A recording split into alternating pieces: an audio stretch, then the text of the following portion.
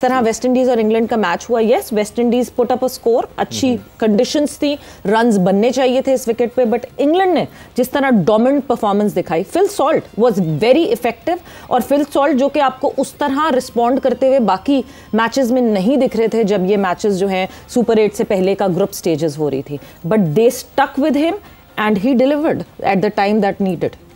देखिए सवेरा, यही तो मैनेजमेंट का काम होता है कि आप पैनिक बटन आपका नहीं दबता 2-3 मैचेस या 2-3 परफॉर्मेंसेस के बाद। आप एक पूरा साल 2 साल एक चीज़ प्लान करते हैं और फिर मैंने कभी नहीं देखा इंग्लिश टीम को या ऑस्ट्रेलियन या इवन कोई भी टीम में, यू नेम इट, इतनी जल्दी पैनिक बटन कहीं पे भी नहीं दबता। हम फिर वो चीज़ रिलेट कर देंगे, let's not talk about it, I will stick to England team. तो अब मुझे लगा थोड़े रन्स कम किए वेस्ट इंडीज़ ने। ये वाहिद वेन्यू था जो कि मैं प्रोग्राम में भी बोला था कि एक हाई स्कोरिंग वेन्यू है, यहाँ पे विंड फैक्टर बड़ा होता है और ये सूट ज़्यादा इंग्लैंड को करता था रादर के वेस्ट इंडीज़ को, क्योंकि बॉल बड़ा अच्छा बल्ले, टिपिकल आप कह सकते हैं इंग्लिश विकेट था जिसपे बॉल अच्छा बाउंस करके अच्छा बल्ले पे आता है और उसको बड़ा अच्छा कैपिटलाइज किया फिल सॉल्ट ने, बाद में जॉनी ब्रिस्टो ने। आई थिंक अगर आप वेस्ट इंडीज़ को देखें तो they started really well, they were like 90 for 1 in 10 overs। तो वहाँ से आप अगर पहले हाफ में 90 कर लेना तो नॉर्मली जो प्रैक्टिस है T20 क्रिकेट की उसमें आप देखते हैं कि जो लास्ट 10 overs होते हैं उसमें ज़्यादा रन बनते हैं। तो आई थिंक ये credit goes to Adil Rashid, जो बीच के मिडल के 4 ओवर उनके थे बड़े इंपॉर्टेंट थे। He went for only 22-24 run I guess. तो वो जो मिडल में उन्होंने आके कंट्रोल दिया, दैट वाज वेरी क्रूशल। और वो भी ऐसे पिच पे जहाँ पे सीमिंग फ्रेंडली कंडीशन थी, स्पिनर्स को इतना वो नहीं उसमें परचेज मिल रही थी, तो वहाँ पे उनका स्पेल बड़ा क्रूशल था। वो जो 20 रन 15-20 रन का डिफरेंस आया वो उन्हीं के स्पेल की वजह से आया, वरना एक स्टेज पे लग रहा था कि वेस्ट इंडीज़ 200 रन करने में कामयाब हो जाएगी। बट वेस्ट इंडीज़ का जो वीक लिंक है वो उनकी बॉलिंग है। वो हमने पहले भी डिस्कस किया है शो में कि उनकी बॉलिंग जो है वो रिलायबल बिल्कुल भी नहीं है। ऐसा कोई भी आप स्पेशलिस्ट बॉलर नहीं कह सकती जिसको आप T20 का रिनॉन बॉलर कह दें। Akeal Hosein has developed this skill, वो जो इमाद वसीम वाला उन्होंने आर्म बॉल सीखा है, उसके बाद से he become a better bowler. But other than that अगर आप देखेंगे तो इनमें कोई आपको प्रॉपर बॉलर जिसको T20 स्पेशलिस्ट कहेंगे या एक रिनॉन बॉलर वर्ल्ड क्रिकेट का नहीं है इनके पास। तो ये मेनली रिलाय अपनी बैटिंग पे करेंगे। इनको जब भी मैच जितवाएगी ये अपनी बैटिंग से जीतेंगे। बॉलिंग मेरा नहीं ख्याल कि इनको ज़्यादा हेल्प करेगी। If they want to go deep in the tournament तो ऑब्वियसली इनकी बैटिंग को ही मैच जितवाने होंगे। तो overall I think it was a great show from England. वो बड़े धक्के से पहुंचे यहाँ पे, आखिरी टाइम तक उनका टच एंड गो ही था। दूसरों पे रिलाय किया उन्होंने हमारी तरह कि वो जीते वो उससे हारे, इस तरह कुदरत का निज़ाम उनके लिए चल गया, इस दफ़ा उनके लिए चल गया। तो but they made it count. अब सुपर 8 में एक बड़ी जीत, वेस्ट इंडीज़ 4 मैच जीत के आ रही थी और फेवरेट लग रहे थे, तो उनसे जीत के बाद ऑब्वियसली उनको एक एडवांटेज मिलेगा साइकोलॉजिकली भी। और West Indies on other hand back foot पे ज़रूर जाएगी इस मैच के बाद। वसीम साहब, ये जैसे बैटिंग की इंग्लैंड ने, डीप क्यों नहीं लेके गए मैच को? ये भी तो कर सकते हैं थोड़ा सेफ, मतलब जब मौका मिलता है तो वो बहुत बॉल 12, 14, 15 बॉल होते हैं, तो ये तैयारी होती है, ये सोच होती है या आपकी एबिलिटी होती है कि आप उसको एज अर्ली एज पॉसिबल उसको आप फिनिश करते हैं?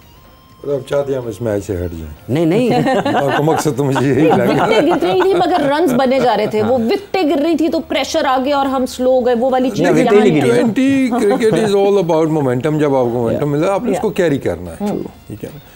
अब 20 ओवर है ना, तो इसके अंदर सबसे इंपॉर्टेंट चीज़ यही है कि जो मोमेंटम आपने शुरू में दिया है या लेने की कोशिश करें उसको आपने जारी रखना है। वो एक विकेट 2 विकेटों गिरने से वो नहीं टूटना चाहिए, अनलेस कि कोई सिचुएशन ऐसी है, कोई कंडीशंस ऐसी आ गई हैं या आपको पुराना बॉल चाहिए या उससे भी आपको बहुत कम की एक एवरेज चाहिए, आपने 1-2 ओवर के अच्छे बॉलर्स के निकालने, उसके बहुत से सिनारियोज बन जाते हैं। लेकिन ओवरऑल अगर हम T20 तो देखते हैं इट्स ऑल अबाउट मोमेंटम, कि जब आपको मोमेंटम मिला आपने उसको छोड़ना नहीं। कल वेस्ट इंडीज़ के साथ क्या हुआ कि they could not keep up with that momentum they got in the beginning. उनके आखिरी 5 ओवरों में आई थिंक 40 या 42 रन बने। तो वहाँ पे जो 25-30 रन का डिफरेंस आया है कि नॉर्मली यू डू एक्सपेक्ट इस पिच के ऊपर वेस्ट इंडीज़ को बैटिंग देखते हुए कि आखिरी 5 ओवरों में ये 60 रन 65 रन बनाने की मैलियत थी, लेकिन वो नहीं बना पाए। वहाँ पे क्रेडिट जाता है बॉलर्स को भी, जिस तरह जोफ्रा ने ओवर किया, आई थिंक 3 रन का उसने ओवर किया, उसके बाद रशीद आए, वो ओवर निकाल गए और ये ओवर 16वां-17वां ओवर था। तो आखिर में वो 2 ओवर से एकदम ही वो पीछे चले गए। तो मोमेंटम जहाँ टूटा उनका, वो 20-25-30 रन जो कम थे वो इनको कॉस्ट कर गए, क्योंकि ये पिच 180 तो किसी सूरत में भी रुकने वाला मुझे नहीं लग रहा था, कंसिडरिंग जो बॉलिंग लाइनअप है वेस्ट इंडीज़ की, विच इज़ मतलब आप उनको एक्स्ट्रा बैटिंग में ही करना होगा। अगर 200 का पिच है तो बैटिंग को 225 230 करके देने होंगे। 200 का पिच है तो वो 25-30 का जो मार्जिन है वो बैटिंग ने देना है, बॉलिंग को अपनी बॉलिंग को रेस्क्यू करना पड़ेगा क्योंकि ये उनका विनिंग फार्मूला बन सकता है। बॉलिंग उनको नहीं कि बैटिंग ने रन्स कम किया तो बॉलिंग उनको जिता देंगी, वो उनकी स्ट्रेंथ नहीं है। बाकी इंग्लैंड की देखें टीम थोड़ी सी हमें लग रही थी ना, थोड़ी हल्की लग रही थी, ये भी हम देखा सुपर 8 से पहले। अब एकदम से फोर्स बन के आपके सामने आ गए। जैसे लास्ट मैच उन्होंने खेला, अभी जैसे अभी ये मैच खेला है उन्होंने, उसके बाद से एकदम आप कहेंगे भाई ऑस्ट्रेलिया इंडिया सारी हैं, ये लोग भी हैं भाई, ये तो पहले भी जीते हुए हैं और जिस तरीके से कल उन्होंने क्रिकेट खेली है।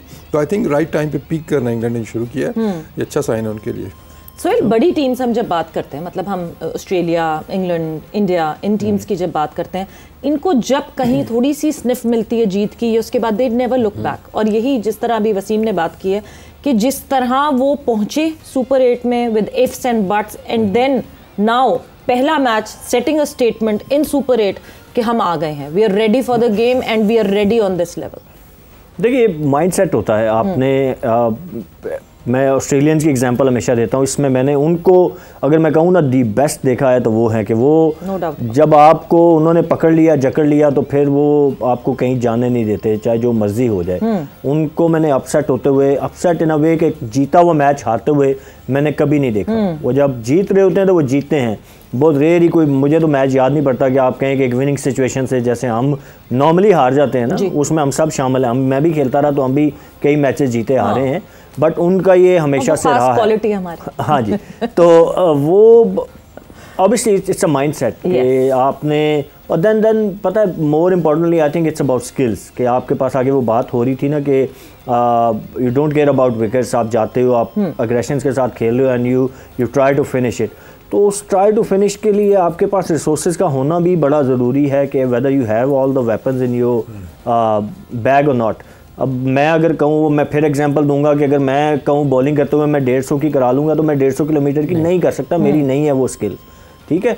तो अब आप हमें बेसिकली अब मॉडर्न डे क्रिकेट के हिसाब से अपने आप को चेंज करना पड़ेगा थ्रू आउट। मैं किसी एक इंडिविजुअल की बात नहीं करूंगा, फिर ऑब्वियसली रिलेट कर रहे हैं हम उस चीज़ को, पाकिस्तान क्रिकेट से हम रह नहीं सकते, ऑब्वियसली वो तो करेंगे।